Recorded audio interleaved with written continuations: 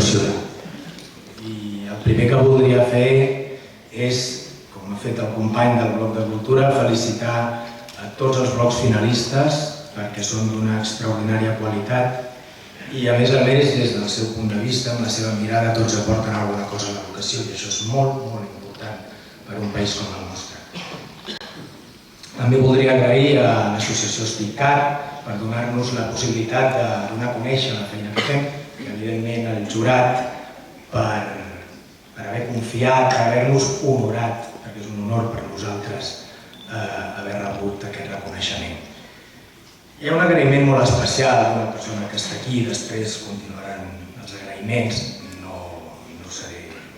m'extendré molt, però sé que hi ha una persona que és especial, que és Margalida Capellà. Jo a la Margalida li vull agrair el fet que fa un any i mig fos meravellosament pesada, insistís molt en què jo, com ella havia fet 2 anys abans, encetés aquesta aventura del blog. Ella fa 2 anys estava aquí, va guanyar la primera edició dels Jocs d'Educació amb el fet de les clàssiques i nosaltres ens sentim uns grans autors de la seva feina. De manera que moltes gràcies.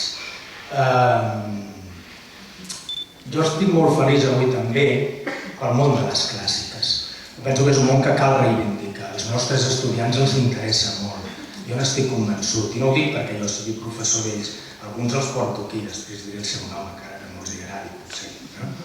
Crec que és un món clàssic, forma part de les nostres arrels, de la nostra identitat, no s'hauria de perdre mai, jo n'estic convençut. Fa 2 anys al fil de les clàssiques, avui al vaixell d'Odisseu, amb la nostra assignatura particular.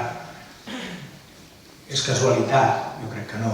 Jo crec que estem fent una feina, que estem arribant als nostres alumnes i, a més, ells estan descobrint que treballar bé, que treballar amb rigor, buscant l'excel·lència, portant el seu granet de sorra, és tremendament important. I pel nostre futur com a país, i sabem que l'educació és la base d'un país, em sembla que és extraordinari. Vull agrair molt particularment també a la meva dona per les hores que m'ha vist assegut a l'ordinador. Tothom qui fa blog sap que són hores, que valen molt la pena, però jo li vull dedicar especialment a la Carme que m'ha donat aquest premi. Al meu fill també, l'Héctor, que no ha pogut venir per motius diversos. I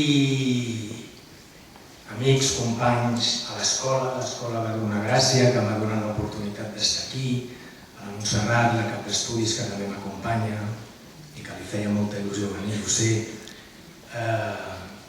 a tota la gent que ens ha votat i, esclar, per acabar, dedicar aquest premi perquè és seu als meus alumnes. L'últimes gràcies et Efkaristopouli. Moltes gràcies a tots.